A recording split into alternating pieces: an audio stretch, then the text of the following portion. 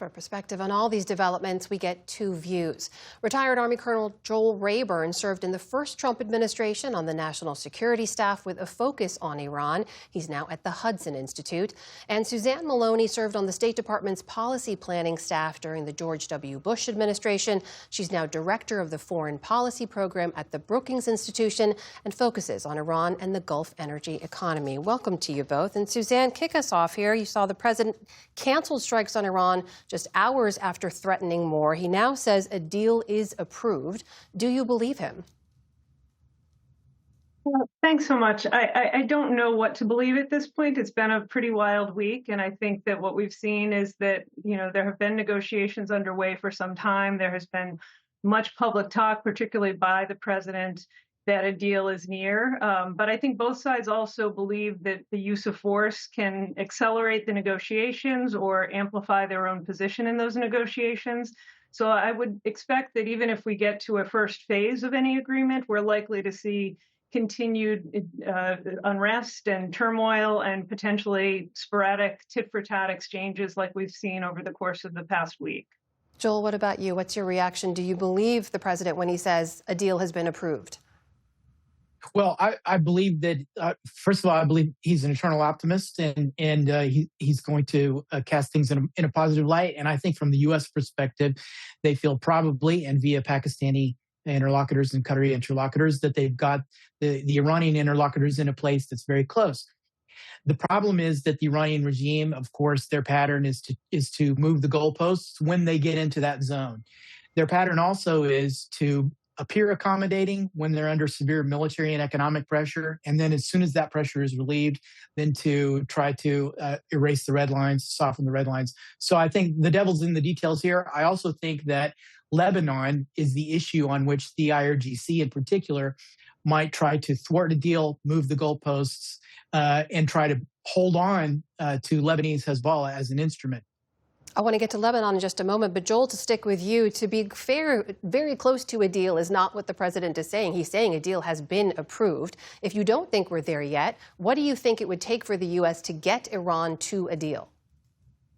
Look, if the Iranians are ready to accept a deal that's acceptable to President Trump, then it can only be because last night he demonstrated something that I think they didn't believe before last night, which is that he's willing to return to the use of force. So he reestablished, I think, the credibility of the threat of force. There was also another very important revelation that he made yesterday, which is that essentially Project Freedom, which we all thought had been called off at the behest of the Gulf and in anticipation that the Iranians might retaliate a few weeks ago, that actually something like it has been continuing clandestinely, and there's been some leakage of the Iranian blockade of the Strait of Hormuz, which also explains, I think, which if the Iranians have to take that into account, they have to realize that their timetable, their pressure on trying to generate economic pressure in the global economy may be leaky. So that could affect their calculus as well. Suzanne, you agree with that premise there, that it would take additional U.S. military force to push Iran to a deal, a final deal?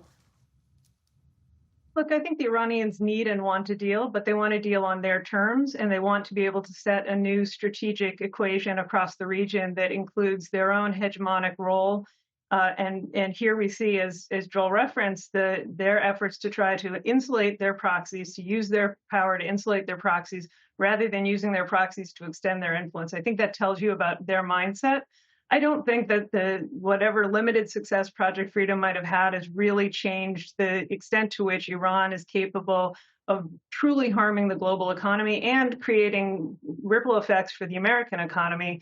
We saw something like statistics of perhaps 200 ships that may have transited under some U.S. guidance without their transponders on. And so there has been a bit of leakage, but contrast that with the 130 to 160 ships that were transiting the Strait of Hormuz prior to President Trump's decision to try to promote regime change through the use of military force on February 28th in Iran. I think the reality is the economic pain is much tougher on the United States and the international economy.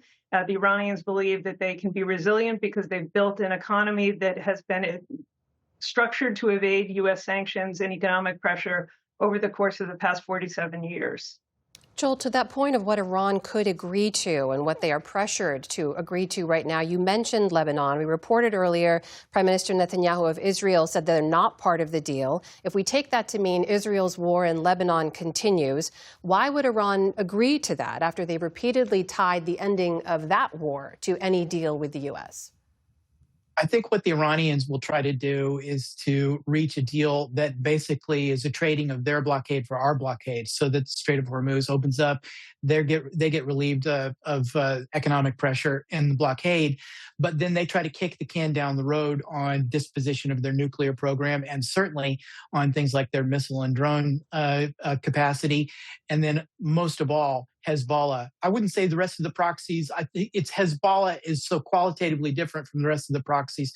Hezbollah is so important to the Revolutionary Guards, especially to someone like Ahmed Vahidi, who's the new commander of the Revolutionary Guards. I think they will go very far, almost to the end, almost to collapse in the service of trying to preserve Hezbollah, because Hezbollah is so important to their ideology, the Islamic Revolution, and their projection of power. Suzanne, is that kind of deal, one that would essentially reopen the Strait of Hormuz but does not include specifications about the nuclear program, is that one worth the U.S. signing?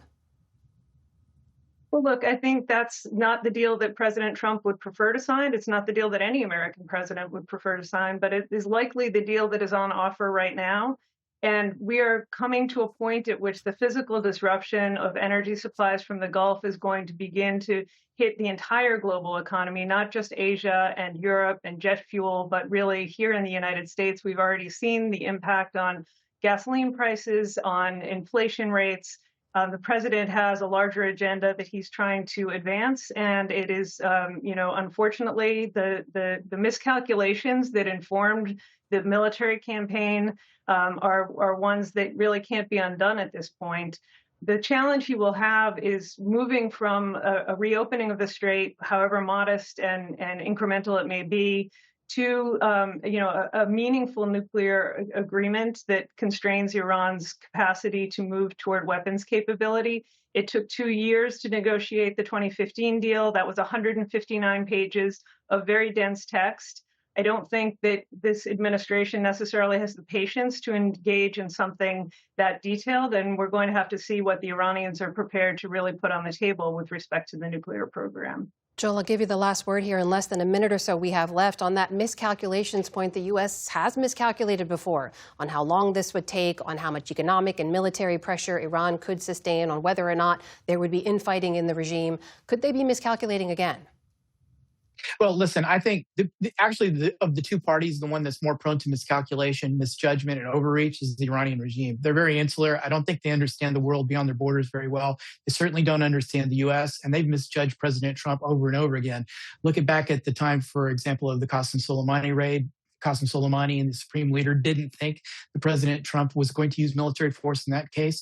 I think last night he tried to dispel them of that miscalculation in order to set the table for the deal. So I would look more of a miscalculation on their side than on ours. Joel Rayburn, Suzanne Maloney, thanks so much to both of you for joining us tonight.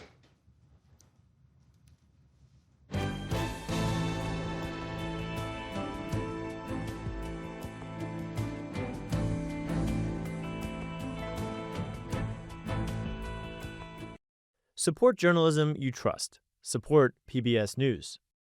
Donate now, or even better, start a monthly contribution today.